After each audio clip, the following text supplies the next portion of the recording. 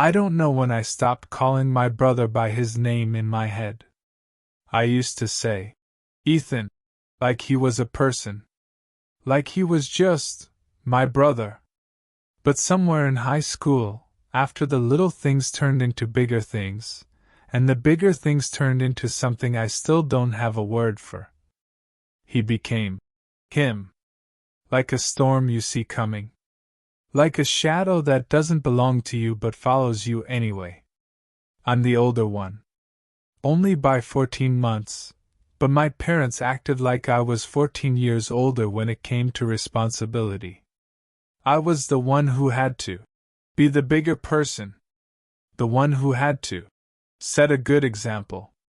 The one who was told, over and over, that Ethan only acted out because he looked up to me. That was the story they liked. The truth was uglier. Ethan didn't look up to me. He looked at me like a target.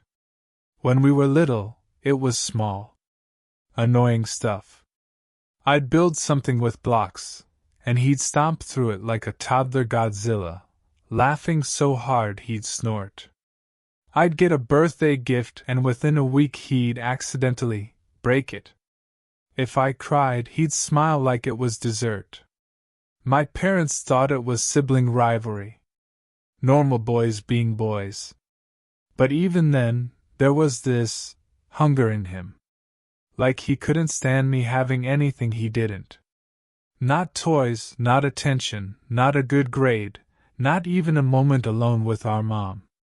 If I sat next to her on the couch, he'd wedge himself in, elbows first, until I moved. If I told a joke that made my dad laugh, Ethan would repeat it louder 5 minutes later and stare at me like he was daring me to say something. It got worse as we got older. Not in a dramatic way at first. More like a slow drip from a leaky pipe. You ignore it because it's not that bad, until one day the ceiling caves in and you realize you've been living under rot for years. By the time we were teenagers, Ethan learned something about my parents. They didn't want to believe he could be bad. They wanted to believe he was misunderstood. Sensitive. Angry at the world. A deep kid. And Ethan knew exactly how to play that role. He'd get caught doing something messed up, and he'd stare at the floor, voice shaking just enough, and say something like, "I don't know why I do it." Then my mom would cry. My dad would sigh and say, "He needs help." And I'd be told to stop antagonizing him. Like I was the reason he did what he did. The first time I realized Ethan could really ruin my life, we were 15 and 16. I was a sophomore. He was a freshman. I had a girlfriend, which already made him weirdly intense. Not jealous like he wanted her, jealous like he wanted what I had. Her name was Kayla. She had this laugh that came out in little bursts, like she was trying not to be too loud. She'd come over after school sometimes, and we'd sit in my room watching movies with the door cracked open because my parents were strict about no closed doors. Ethan would always happen to walk by. He'd stand in the hallway and linger like he forgot why he was there. Sometimes he'd just stare at Kayla, and Kayla would get uncomfortable and tug her sleeves down over her hands. Once, when she went to the bathroom, Ethan leaned into my doorway and said, "You think she likes you for you?" I remember pausing the movie and saying, "What?" He smiled like he knew something I didn't. "Nothing. Just wondering." Then he walked away, whistling. After that, weird things started happening. Kayla would text me asking why I was mad at her. I'd be confused. I wasn't mad. Then she'd send screenshots of messages. From me. Angry stuff. Accusing her of flirting with other guys. But I hadn't sent them. I showed her my phone. No messages like that. She thought I deleted them. I swore I didn't. Over the next week, it got worse. Someone made a fake Instagram account using my pictures and started following random girls at school, commenting gross things. People would whisper when I walked by. Kayla started crying in the cafeteria one day because a girl came up and told her, "Your boyfriend is a creep." I felt my face go hot. My hands were shaking so bad I could barely hold my tray. And then one afternoon, I got home and Ethan was in the kitchen eating cereal like it was just another day. He looked up at me and said, "Your girlfriend seemed upset today." I froze. Because I hadn't told him anything. Not about the account. Not about the messages. "Why would you say that?" I asked. He shrugged. "Just heard stuff." I stared at him for a long time, and he stared back, calm as anything.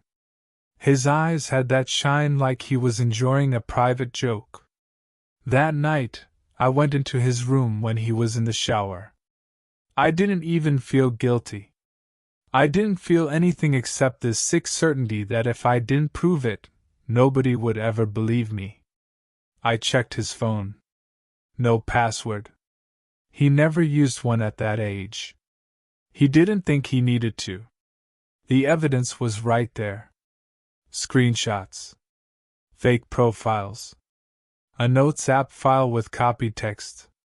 Kayla's number saved under a stupid name. My heart was hammering so hard it felt like it was trying to break out of my chest.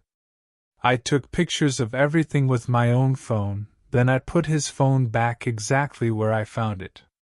When I told my parents, I expected, I don't know, anger, punishment, something. My dad sat at the kitchen table looking like he just had the wind knocked out of him. My mom covered her mouth. And Ethan stood in the doorway with wet hair, acting surprised in a way that was almost convincing. "I don't know what he's talking about," Ethan said softly. I showed them the pictures. Ethan didn't even blink. He leaned forward, squinted like he was really studying them, then he shook his head slowly. This is edited," he said. "He's doing this to make me look bad." I remember my dad's face tightening. "Why would your brother do that?" Ethan looked right at me, like he was bored, and said, "Because he hates me." And that's when my mom started crying harder. Because in her head, it was heartbreaking. Two brothers. One, hurting. The other, cruel. I wanted to scream. Instead, I said, "Mom, you think I made all of this up? You think I edited all that? You can check his phone right now." Ethan's expression didn't change. He just shrugged. "Go ahead."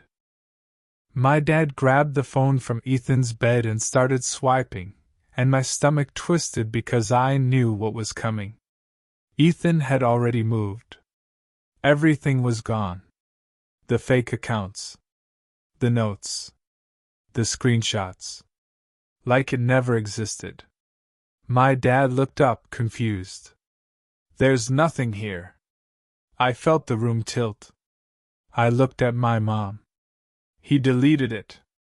My mom cried and whispered, "Why are you doing this?" And Ethan put on this wounded voice and said, "I don't know what I ever did to you." That was the first time I understood something important. Ethan wasn't impulsive. He was strategic. He did things like he was planning a war. After that, my parents watched me more than they watched him. Like I was the problem. Like I was the one causing drama. Kayla eventually left. Not in an angry way. More like she just couldn't take the stress. She hugged me in the parking lot after school, trembling, and said, "I'm sorry. I can't do this." I watched her walk away, and Ethan's laugh echoed in my head even though he wasn't there. I thought it would stop when we got older. I thought adulthood would fix it. But Ethan didn't grow out of it. He grew into it. By the time I was 24, I'd moved out, had a steady job, and was engaged to my now wife, Marissa. We lived in a small apartment across town. Not fancy, but it was ours. It felt safe. Ethan was 23 and still living at home. He'd been between jobs for a while. My parents still paid his phone bill, still covered his car insurance, still made excuses for him. He just hasn't found his path, my mom would say.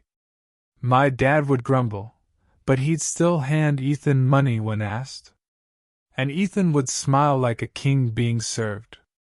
Marissa didn't like him from the start. She said there was something about his eyes. Something that made her skin crawl. I tried to brush it off, because explaining Ethan to someone who hadn't grown up with him made me feel crazy. How do you tell someone your brother isn't just mean? He enjoys destroying you.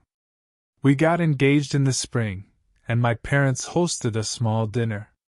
Ethan was there, of course, slouched in his chair like he was doing us a favor by showing up. Everyone was smiling and talking and pretending to be normal, and Ethan kept making little comments. "So when's the wedding?" he asked. "Next summer," I said. He nodded slowly. "Hope you can afford it." Marissa squeezed my hand under the table. My mom scolded him gently. "Ethan, be nice." He held up his hands like he was innocent. "I'm just saying.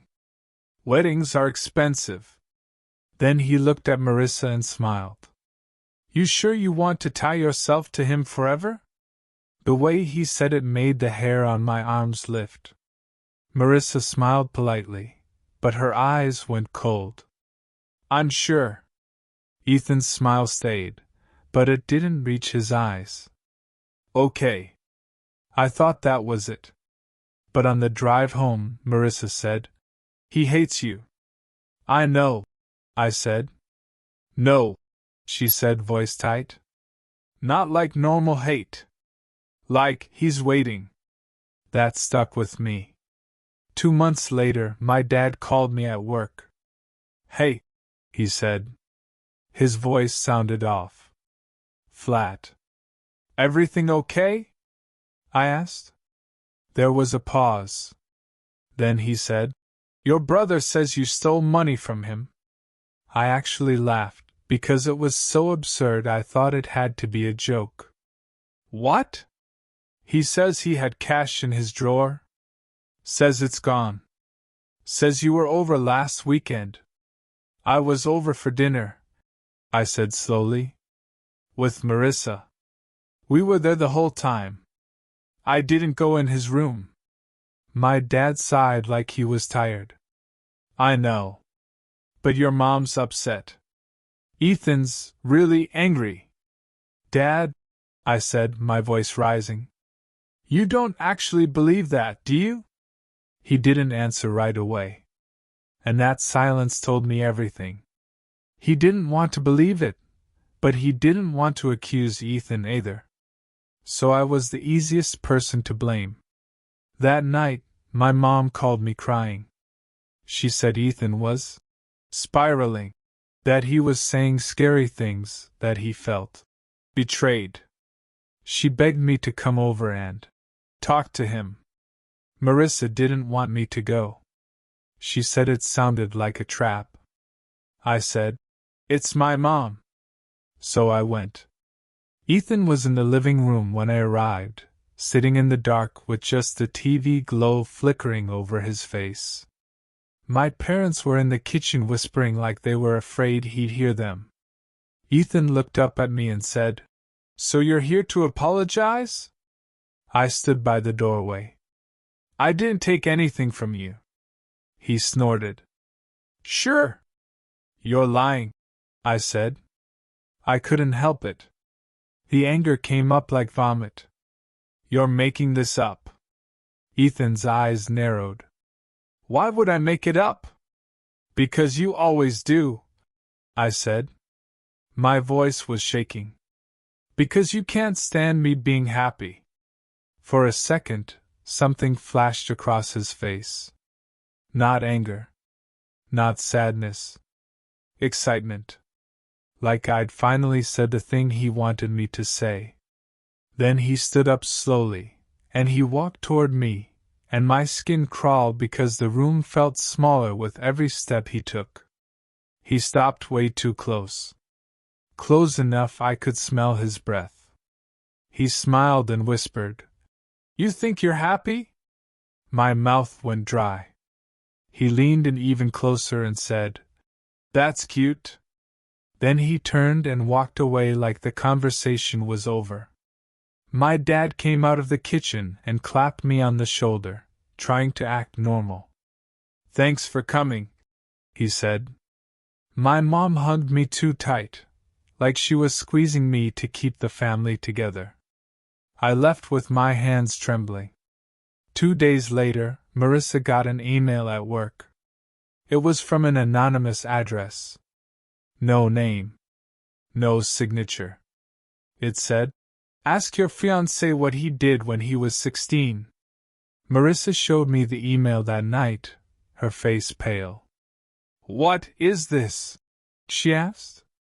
My stomach dropped. Because I knew exactly what Ethan was doing.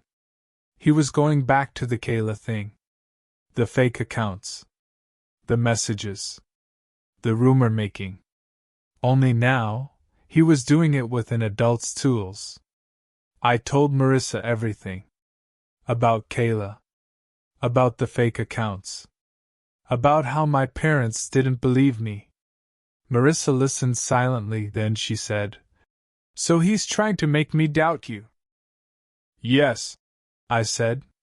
My voice sounded far away to my own ears. "And it won't stop there." The next week was like living in a slow-motion nightmare.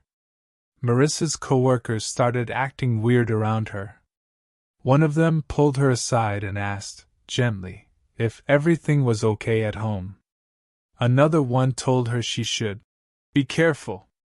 I didn't understand until Marissa showed me something else. A private Facebook message from a woman we barely knew. An old friend of hers from college. It said, "Hey, I didn't know if you knew, but someone sent me screenshots. I'm really sorry. I hope you're okay." Attached were screenshots of a conversation. A conversation where I was confessing to cheating on Marissa. A conversation where I was bragging about lying to her. And the profile picture was mine. But it wasn't my account. It was a fake account with my name. My photos. My entire online existence copied and twisted into something disgusting. I felt sick. My hands went numb. Ethan had rebuilt the same weapon he used when we were teenagers, but sharper. Now it wasn't just school gossip. It was my job. My relationship. My future. I reported the fake accounts. They got taken down. Then new ones popped up, like Hydra heads. Marissa and I stopped posting online. We locked everything down. We told friends not to believe anything they saw. But the damage was already spreading, because people love drama more than truth. Then, one night I got a call from my mom. She sounded breathless. Panicked. "Ethan is gone," she said. "What do you mean gone?" He took the car. He left. He said he was going to do something stupid." My throat tightened. "Where is he?" "I don't know," she cried. "We can't find him. He won't answer." My dad took the phone. "Listen," he said, voice hard. "We think he might come to your place. If he does, don't let him in. Call us. Call the police if you have to." I sat there in silence, phone pressed to my ear, heart thumping. Ethan was going to come to my place. Not to talk. Not to apologize. To escalate. After we hung up, Marissa and I checked the locks twice. Then 3 times. We turned on every light in the apartment like light could keep him out. We sat in the living room with the TV on but muted, just listening. Every creak of the building made my spine stiffen. Every car passing outside made me think, that's him. Around 2:13 a.m., someone knocked. Not a normal knock. Not, "Hey, it's me." It was 3 slow knocks. Then, a pause. Then 3 more. Marissa grabbed my arm. Her nails dug into my skin. "Don't," she whispered. I stood up anyway, moving carefully, like if I moved too fast the whole world would shatter. I looked through the peephole.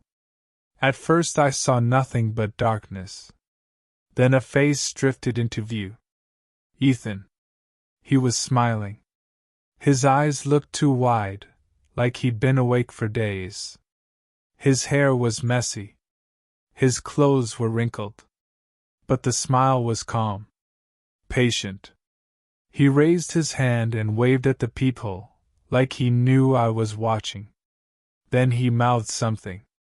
I couldn't hear it through the door, but I could read his lips. "Open." I backed away. Marissa whispered, "Call the police." I pulled out my phone with shaking fingers. Before I could dial, Ethan knocked again. This time harder. Then he laughed. It wasn't loud. It was this quiet little breathy laugh, like he was enjoying himself. And then he said through the door, loud enough for us to hear clearly, "I know she's in there." Marissa covered her mouth. I felt my blood turn to ice. Ethan wasn't here for me. He was here to make me choose. To make me watch. I didn't respond. I didn't move. Ethan spoke again, softer now, like he was telling a secret. "You think you can just leave and live your little life," he said. "You think you can lock me out." A pause. Then, "I can get in." He walked away from the peephole. I heard his footsteps shuffle down the hall. Then silence. A long, awful silence. Marissa whispered, "Where did he go?" I crept back to the peephole. The hallway was empty. But then, from the side, something slid into view. A hand? Ethan's hand. Holding something thin and shiny. A key? No. Not a key. A flat piece of metal. He was messing with the lock. My stomach dropped. Because I suddenly remembered something I hadn't thought about in years. When we were kids, Ethan used to collect things. Not toys. Not cards. Keys. He'd steal them from my parents' clearing, make copies at the hardware store with money he'd found, then put the originals back. Once, my mom couldn't find the spare house key and blamed herself for losing it. Ethan had it in his sock drawer. He loved having access. Loved having a way in.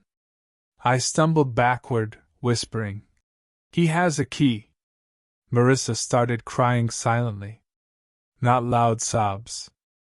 Just tears and shaking shoulders. I dialed 911.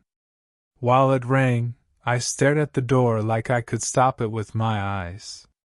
The operator answered, and I tried to speak clearly, tried not to sound like a terrified kid again. "My brother is trying to break into my apartment," I said. "He's outside my door right now." The operator asked for my address. I gave it. Then, the doorknob turned. Slowly. Like someone testing it. Click. Click. The deadbolt held. For now. Ethan's voice came through, cheerful. "Oh," he said like he was impressed. "You finally learned to lock it." The operator told me officers were on the way. Ethan jiggled the knob again. Then he stopped. Silence. Then the sound of something scraping. Metal on metal. I realized, with a sick jolt, he wasn't just trying the knob. He was doing something else. Something to the deadbolt. My eyes flew to the little gap under the door.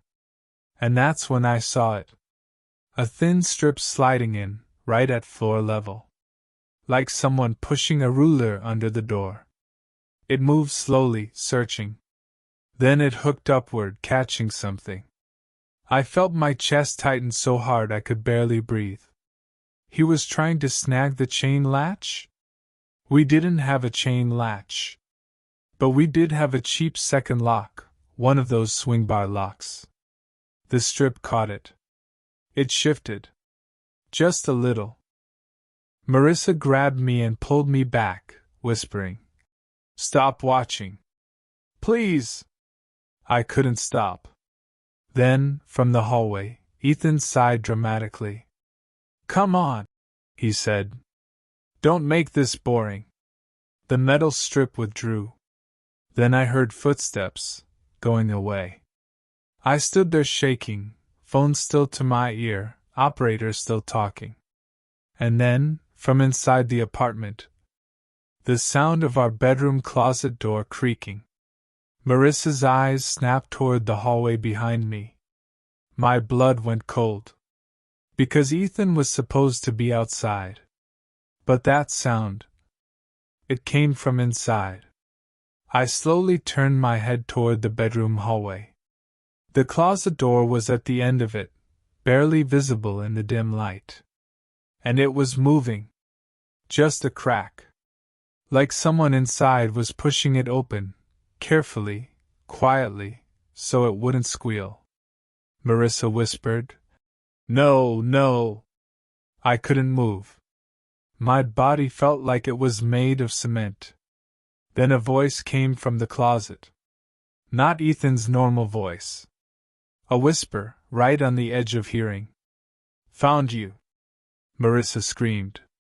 I don't remember crossing the room, but suddenly I was at the bedroom door, slamming it shut, locking it, pushing my shoulder against it while Marissa cried behind me. The operator was shouting questions. "Sir? Sir, are you there? Are you safe?" I couldn't answer. I couldn't even breathe right. Something hit the bedroom door from the other side. Not a punch. Not a kick. A slow, heavy press. Like someone leaning their weight against it. Then Ethan's voice came through the wood, low and calm. "You should have let me in." We stayed like that until the police arrived. It felt like an hour, but it was probably 4 or 5 minutes. When the officers pounded on the apartment door and announced themselves, the pressure against the bedroom door disappeared. We heard quick footsteps. Then nothing. The police searched the apartment. They found the front door still locked. Deadbolt intact. No sign of forced entry. No broken windows. No open fire escape. Nothing. One officer asked gently, "Are you sure you saw him outside?" I stared at him, speechless. Because if Ethan didn't break in, how was he in our closet? The police took a report anyway. They searched the stairwell, the parking lot. No Ethan. No car. My phone buzzed at 3:01 a.m. A text from my mom. "Ethan came home. He's asleep. He says he never left." I stared at that message until the words blurred. Then another text came in. Unknown number. No name. Just one sentence. "Next time, don't hide her." Attached was a photo. A photo of our apartment door. Taken from the hallway. And in the bottom corner of the photo, barely visible, A reflection in the peephole glass. Me. Standing inside. Watching. I still don't know how he got that photo. I still don't know how he got inside. All I know is after that night, Marissa and I moved without telling my family where we went. We changed numbers. We disappeared from social media. And for a while, it felt like we finally outran him. Then, on the morning of our wedding, my best man pulled me aside, pale as paper, and showed me something he found taped under his car windshield. A small envelope. No postage. No return address. Inside was a single house key. And a note in Ethan's handwriting. Doesn't matter where you go. I'll always have a way in. And the scariest part? It wasn't a threat. It was a promise.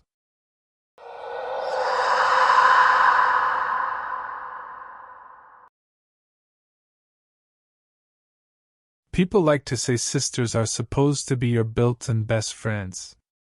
Someone you trust no matter what. Someone who protects you. That wasn't my sister. My sister liked watching me hurt. Her name is Lila. She's 3 years older than me. Growing up, everyone called her the good one. Straight A student. Quiet. Polite. The kind of kid teachers loved and parents bragged about. I was the opposite. I was loud. Emotional. I cried easily. I got blamed easily. And Lila learned very early that she could use that. When we were kids, she never hit me. Never yelled. Never did anything that looked bad on the surface. She did things that were invisible. If something broke, it was somehow my fault. If money went missing, I'd be the one questioned. If I cried, Lila would sit there silently, watching, with this calm look on her face like she was studying an experiment. She never defended me. She never needed to. She knew exactly how things would turn out. The first time I realized my sister was doing it on purpose, we were alone in the house. I was 9. She was 12. I had just gotten a hamster. It was the first pet that was really mine. I named him Milo. I fed him. Cleaned his cage. I talked to him like he could understand me. Lila hated that hamster. Not openly. She never said anything bad about him. She'd just stand by my door and stare at the cage sometimes, tilting her head slightly, like she was thinking. One afternoon, she asked if she could hold him. I hesitated. Be careful, I said. She smiled. I know. She held Milo for a minute, gently, then handed him back. That night, when I went to feed him, the cage door was open. Milo was gone. I panicked. I searched everywhere. Under the bed. In the closet. Behind furniture. I cried so hard I made myself sick. My parents came in and asked what happened. Before I could speak, Lila said softly, "She probably forgot to close the cage." I screamed that I didn't. My parents sighed. My mom hugged me and said, "Accidents happen." Lila stood behind them, looking straight at me. Then she mouthed 2 words. I know. Milo was never found. After that, things escalated. Not in ways I could prove. In ways that made me doubt myself. My homework would go missing the night before it was due. My alarm wouldn't go off, even though I swore I said it. Important notes would disappear from my backpack. And every time, Lila would just shrug and say, "Maybe you're just forgetful." By middle school, my parents started believing it. They'd say things like, "You're so dramatic," or "You always lose things," or "Why can't you be more like your sister?" Lila thrived on that. She never raised her voice. She never showed anger. She just watched. By the time I was 15, the stress was constant. I felt like I was always waiting for something bad to happen. My chest felt tight all the time. I couldn't sleep properly. Lila went off to college when I was 16. For the first time in my life, the house felt lighter. Things stopped going missing. I stopped getting blamed for random stuff. I started sleeping through the night. I thought maybe I was wrong. Maybe I exaggerated everything in my head. Maybe Lila really wasn't that bad. Then she came home for winter break. The first night she was back, I woke up to someone standing in my doorway. I thought I was dreaming. The hallway light was off, but I could see her silhouette clearly. Just standing there. Not moving. "Lila?" I whispered. She didn't answer. I sat up, heart pounding. "What are you doing?" She turned on the light. She smiled. "I wanted to see if you still slept with the door unlocked." I laughed nervously. "Why?" She shrugged. "No reason." Then she turned the light off and walked away. I lay there shaking, staring at the doorway until morning. After that, the little things started again. My phone charger disappeared. My diary, hidden under my mattress, was suddenly sitting on my desk. Once, I found my bedroom window unlocked when I knew I'd locked it. When I asked Lila if she'd been in my room, she smiled gently and said, "Why would I go in there?" The scariest part was how calm she was. She never seemed rushed. Never defensive. Like she had all the time in the world. A few weeks before she went back to college, something happened that finally broke me. I came home from school and found my parents sitting at the kitchen table, serious. My mom said, "We need to talk."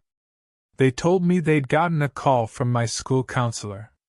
Someone had reported that I was hurting myself. That I was unstable. That I had been talking about wanting everything to stop. I felt dizzy. "That's not true." My dad frowned. "They said they're concerned. That maybe you need help." I looked at Lila. She was sitting on the counter, swinging her legs, watching me carefully. "I didn't say anything," she said calmly. "But you have been acting different." I snapped. "You did this." My mom gasped.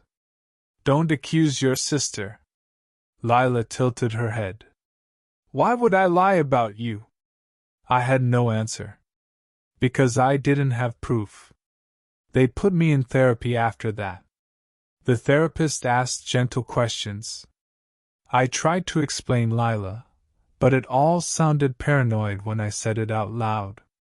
Even I started wondering if I was losing my mind. Lila went back to college. Things calmed down again. Years passed. I moved out. Got my own apartment. Started a new life. I barely spoke to Lila. Holidays only. Polite messages. Distance. I thought that was enough. I was wrong. When I was 26, I got engaged. I didn't tell Lila directly. I posted it online. She messaged me within minutes. "So happy for you, smiling face with smiling eyes," she wrote. That night, my fiancé got a message from an anonymous account. It said, "You should ask her about what really happened in high school." Attached was a screenshot of a conversation. A conversation where I was confessing to lying, manipulating people, making things up for attention. It looked real. It used my name. My picture. My fiancé showed me the message, confused. "What is this?" I felt that old, familiar fear crawl up my spine. It's her, I said. He frowned. Your sister? Yes. How do you know? Because I'd seen this before. The fake accounts. The whispers. The slow poison. More messages followed. To my friends. To my coworkers. Always anonymous. Always calm. Always planting doubt. I confronted Lila over the phone. She listened quietly. Then she laughed. Not loudly. Softly. Like a private joke. You're still blaming me for everything, she said. That's sad. Stop, I said, my voice breaking. Just leave me alone. There was a pause. Then she said, I don't understand why you're so upset. And she hung up. A week later, my engagement ended. My fiancé said he needed space. He said he didn't know who to believe. I packed my things and moved again.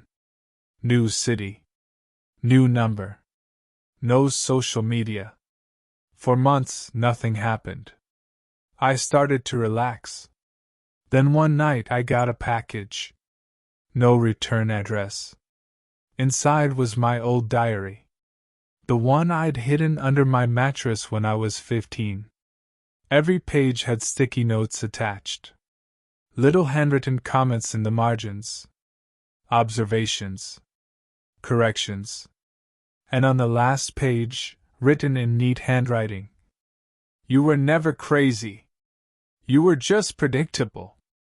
I checked the lock on my door. It was unlocked. To this day, I don't know how she got it. I don't know how she keeps finding me. But sometimes, late at night, I still wake up feeling watched. And I swear I can hear her voice in my head, calm and patient, saying, I'm just making sure you don't forget me.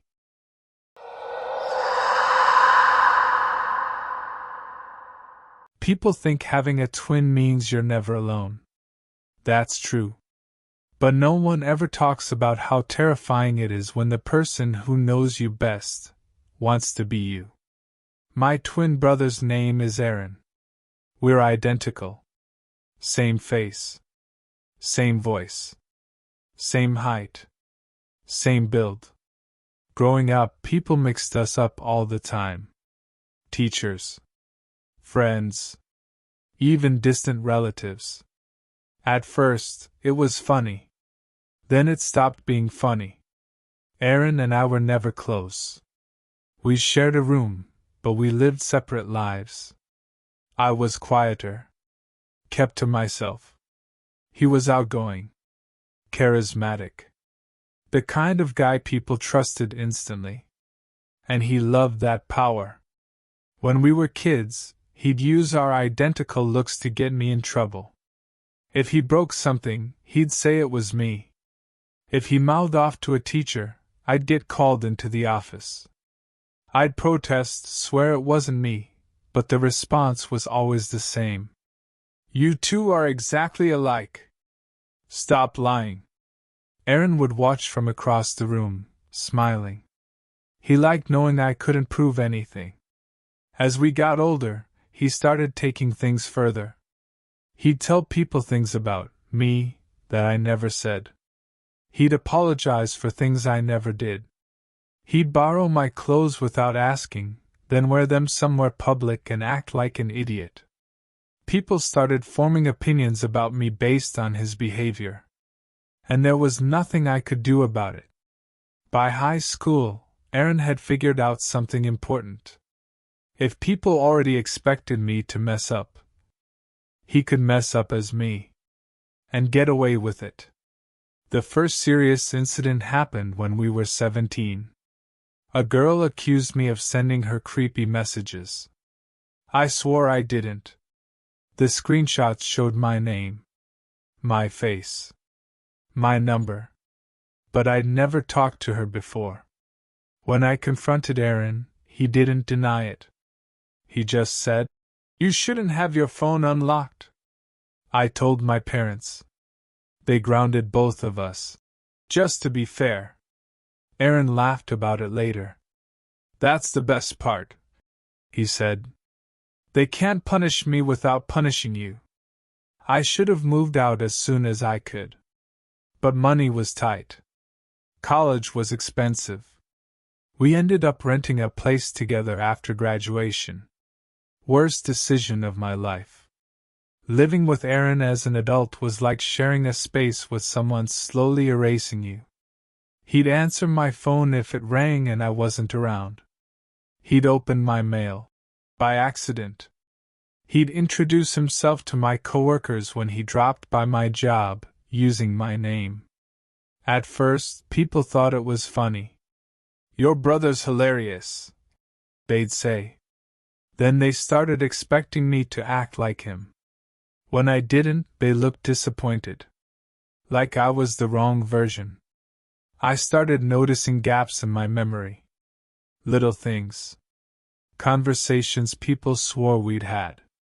Plans I didn't remember making. Promises I didn't remember breaking. Aaron would just shrug and say, "You've been stressed lately." I began writing things down. Keeping notes. Documenting my own life like evidence. Then Aaron found the notebook. He didn't get angry. He sat on my bed and flipped through it slowly. "You don't trust yourself," he said. "That's sad." After that, the notebook disappeared. I started locking my door at night. One morning, I woke up and found it unlocked. The lock wasn't broken. It had been unlocked from the outside. I confronted Aaron, heart racing. He raised his hands. "Relax. Maybe you forgot." I knew I didn't. Things escalated when I started dating someone seriously. Her name was Jenna. I warned her about Aaron. She laughed it off at first. "He seems nice," she said. Then she started acting distant. Canceling plans. Avoiding eye contact. One night she asked me quietly, "Why do you act like a completely different person sometimes?" My stomach dropped. "What do you mean?" She hesitated. "Sometimes you're sweet. Sometimes you're cruel. Sometimes you act like you don't even remember things we talked about." I felt sick. Aaron had been seeing her. As me. When I confronted him, he finally snapped. He grabbed my shirt and shoved me into the wall. "You're boring," he hissed. "People like me better." I moved out the next week. New place. New locks. New routine. I told everyone at work about Aaron. Showed pictures. Explained everything. They nodded. Said they understood. For a while, things were quiet. Then one afternoon, my boss called me into his office. He looked uncomfortable. "Is everything okay?" he asked. "Why?" He slid a printed email across the desk. It was from me. Or someone pretending to be me. It was unhinged. Angry. Threatening. Sent at 3 a.m. I had been asleep. My boss sighed. "We can't have this kind of behavior." I was fired. I went home shaking. That night, someone knocked on my door. I looked through the peephole. Aaron. Smiling. "I told you," he said through the door. "People don't know the difference." I didn't let him in. The next day, I went to the police. Then one officer said, "So, your twin is pretending to be you?" "Yes," I said. He frowned. "Can you prove it wasn't you?" I couldn't. That's the problem with identical twins. Reasonable doubt follows you everywhere. The breaking point came a month later. I woke up to dozens of missed calls. From my mom. From my dad. From numbers I didn't recognize. I checked my voicemail. The first message was from my mother, sobbing. "Why would you do this?" I turned on the news. A man with my face was on the screen. Aaron. Using my name. He'd been arrested for assault. He told the police he was me. I drove to the station in a panic. I brought everything. Messages. Emails. Witnesses. They listened politely. When I arrived, the desk officer looked at me, confused. "I thought you were already in custody." They brought Aaron out. He looked rough. Bruised. Smiling. "Hey," he said casually. "You took your time." I screamed that he was lying. He calmly told them I was the twin who caused trouble. That I was trying to frame him. They looked between us. Same face. Same voice. Same fingerprints on record. Same DNA. In the end, they released him. And detained me. I spent 2 nights in a holding cell while they sorted it out. When I was released, my life was over. No job. No relationship. My family didn't know who to believe. Aaron moved back home. I disappeared. New city. Fake name. Cash jobs. For years, nothing happened. Then last month, I got a letter. No return address. Inside was a photo. A selfie. My face. Smiling. Behind it, a mirror. And in the reflection, a second me, standing just out of frame. On the back, written in familiar handwriting. "You can run. But I'll always be you." Sometimes, when people look at me too long, I wonder if they're trying to decide which one I am.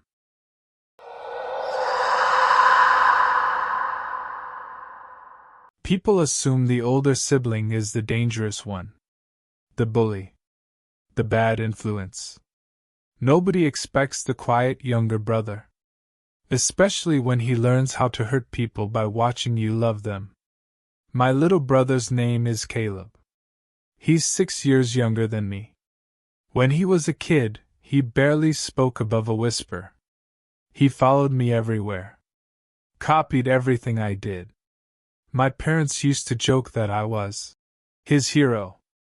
I wish that was true. Because heroes don't raise monsters. Caleb was sensitive. Crying easily. Jumping at loud noises. Teachers said he was deeply empathetic. My parents wrapped him in protection like glass.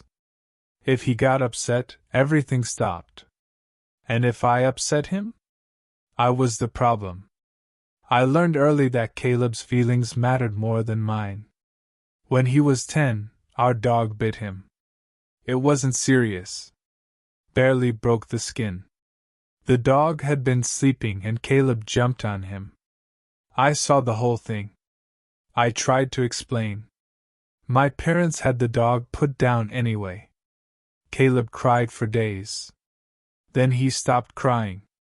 And something changed. After that, bad things started happening around him. Not accidents. Consequences. When he was 12, our neighbor's cat went missing. Caleb helped search. Printed flyers. Looked concerned. 2 weeks later, I found the cat. In the woods behind our house. Dead. Carefully placed. No signs of an animal attack. I told my parents. They told me not to project. They told me I was being cruel. They told me Caleb was sensitive. I stopped talking about it. Years passed.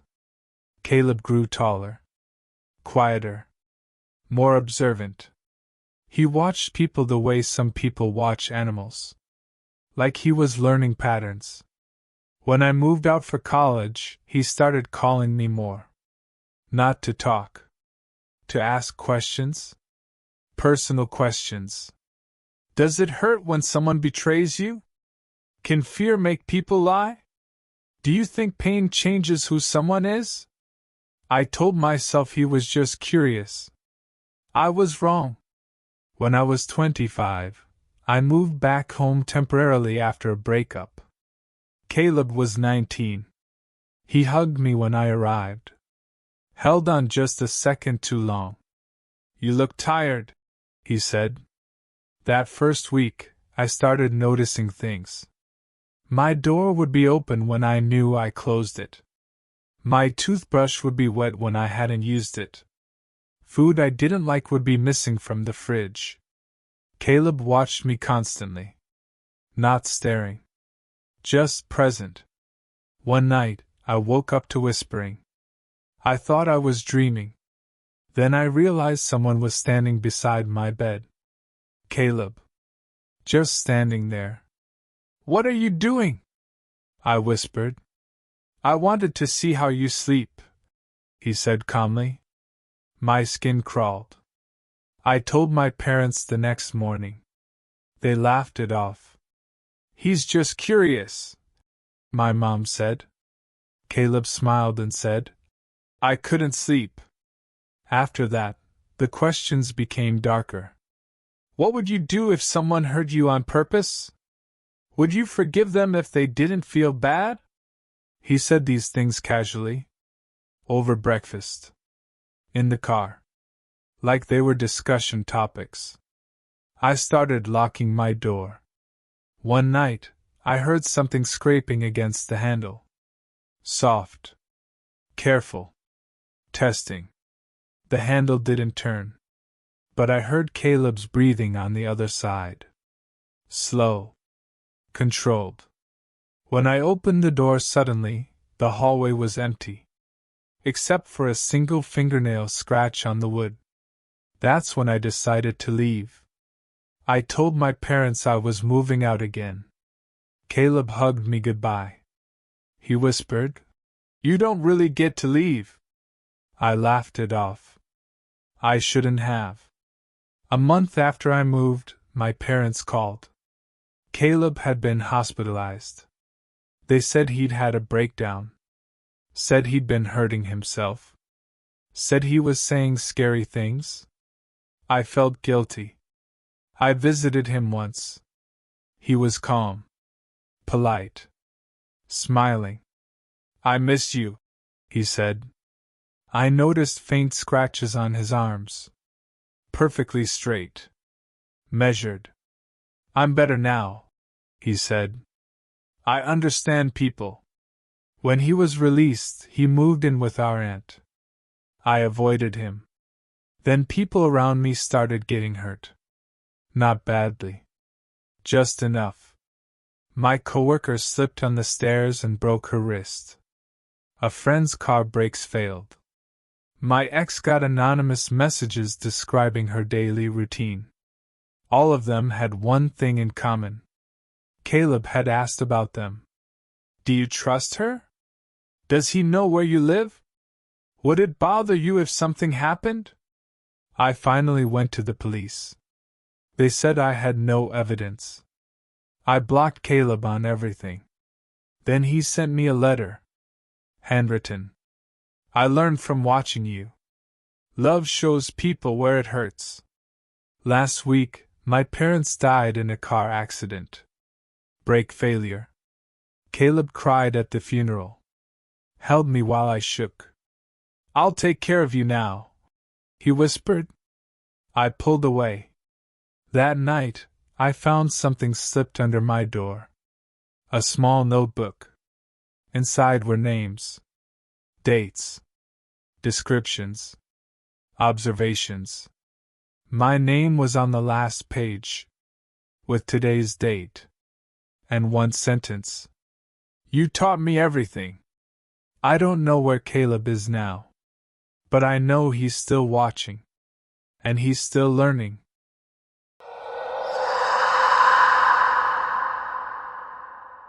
People think abuse has to be loud. Yelling. Hitting. Obvious cruelty. But some people hurt you by quietly deciding you don't get a life without them.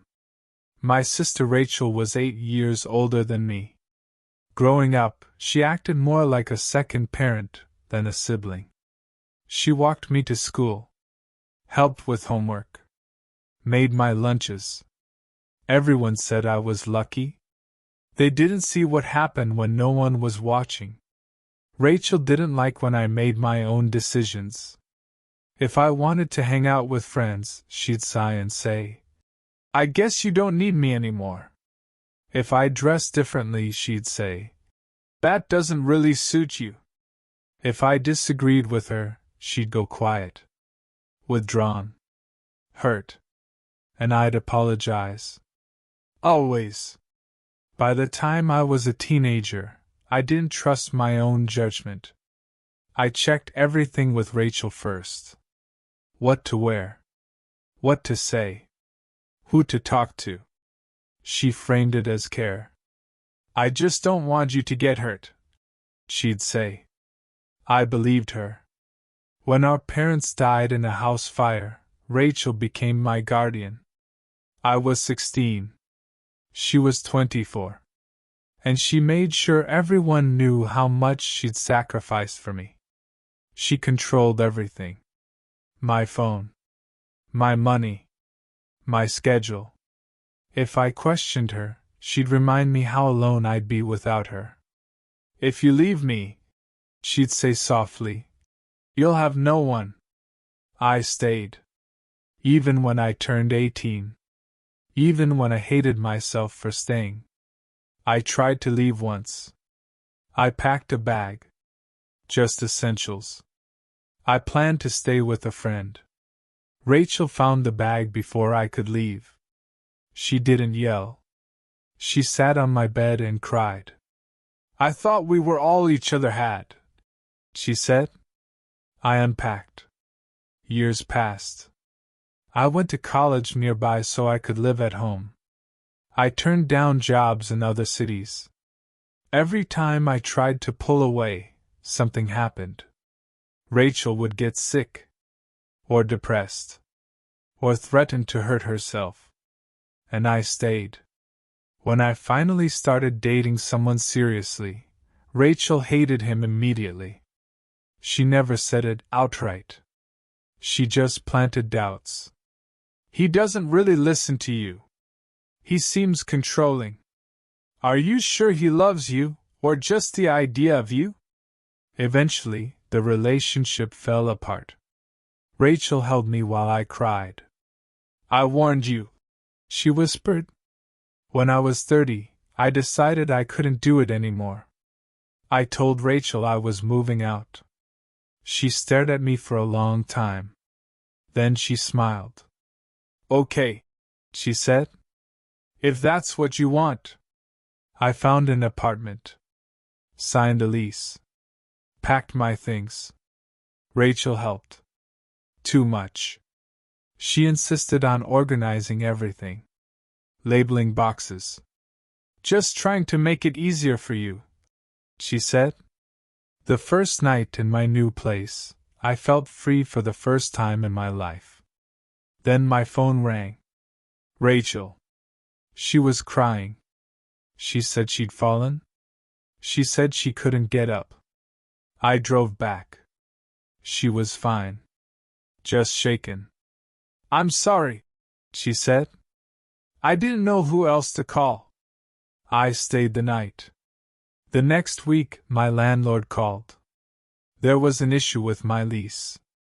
Then my bank flagged suspicious activity. Then my job called, confused about emails I hadn't sent. Everything started unraveling. I found out Rachel had access to all of it. She'd never let go. She had copies of my documents, my passwords, my identity. I confronted her. She didn't deny it. "I was just protecting us," she said. I told her I was cutting contact. I changed my number. Moved again. This time, I didn't tell her where. For months, nothing happened. Then one night, I came home and found my apartment door unlocked. Inside, everything was clean. Too clean. My furniture was rearranged. Pictures hung neatly. A note sat on the kitchen table. You always forget to lock up. I fixed it for you. I moved again. I installed cameras. Changed locks. Stayed quiet. Then last week, I woke up to a voicemail. Rachel's voice. Calm. Familiar. I know you think you left, she said. But I'm still taking care of you. Attached to the voicemail was a photo. Taken from inside my bedroom. While I slept. And in the reflection of the mirror behind my bed, Rachel was standing there. Smiling. Which story scared you the most? Comment below and subscribe for more true horror stories.